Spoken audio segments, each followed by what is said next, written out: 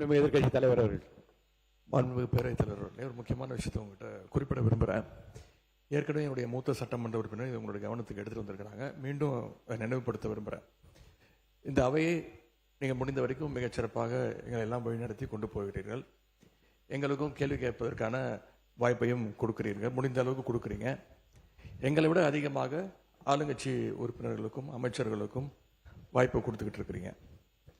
எண்ணிக்கை அடிப்படையில் அவங்களுக்கு அதிகமாக கொடுக்குறேன். முடிந்தவரை நான் குறை சொல்ல கொடுத்துக்கிட்டு இருக்கீங்க.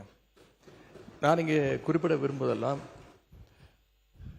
ஆளுங்கட்சியை சேர்ந்த உறுப்பினர்கள், அமைச்சர் பெருமக்கள் எங்களுக்கு பதில் சொல்லும்போது ஆதாரம் இல்லாமல் பல குற்றச்சாட்டுகளை வைக்கிறாங்க.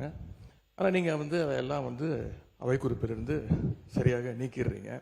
இன்னும் சொல்ல போனால் சட்டமன்ற வரலாற்றிலே இதுதான் முதல் முறையாக எதிர்க்கட்சி உறுப்பினர்கள் பேசுவதை விட ஆளுங்கட்சி உறுப்பினர்கள், அமைச்சர் பெருமக்கள் பேசுவதையெல்லாம் நீங்கள் தான் முதலாக அவை குறிப்பிலிருந்து நிறைய எடுத்திருக்கிறீங்க. அந்த வரலாறு நீங்கள் படைச்சிருக்கிறீங்க. அதற்கு எங்களுடைய வாழ்த்துக்களை தெரிவிச்சுக்கிறோம். இப்போ இந்த அவை நிகழ்ச்சியெல்லாம் நீங்கள் லைவில் எல்லாமே போயிட்டு இருக்கு. கேள்விகள் நாங்கள் கேட்டால் நாங்களே ஆச்சரியப்படுற அளவுக்கு, அதிசயப்படுற அளவுக்கு பதில்களையும் கொடுக்குறாங்க. கேள்வி கேட்டால் பதில் சொல்லலாம். இப்போ பாட்டெல்லாம் வேற பாட ஆரம்பிச்சிட்டிங்க. எங்களுக்கே சில நேரம் சட்டமன்றத்துக்கு வந்திருக்கோமா இல்லை சூப்பர் சிங்கர் நிகழ்ச்சிக்கு வந்திருக்கோமா அப்படின்னு சந்தேகப்படுற அளவுக்கு இங்கே பாட்டு நிகழ்ச்சிகள்லாம் நடந்து கொண்டிருக்கிறது. நீங்கள் அவை குறிப்பிலேருந்து நீக்கிடுறீங்க. ஆனால் இதெல்லாம் நேரடி தொலைக்காட்சியில் போகும்போது இதெல்லாம் யூடியூப் சேனல்லையும் சோஷியல் மீடியாலையும் ரீல்ஸாக கட் செய்யப்பட்டு அதிகமாக ஷேர் செய்யப்படுகிறது.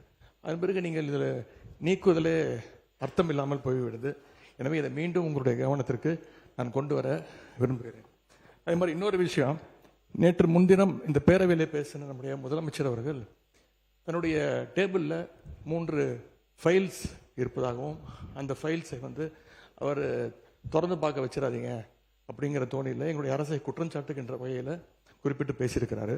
அந்த ஃபைல்ஸை நாங்கள் கேட்டுக்கொள்வது, தயவு செய்து அவர் திறந்து பார்க்க வேண்டும், அதன் மீது அவர் ஆக்ஷன் எடுக்க வேண்டும்.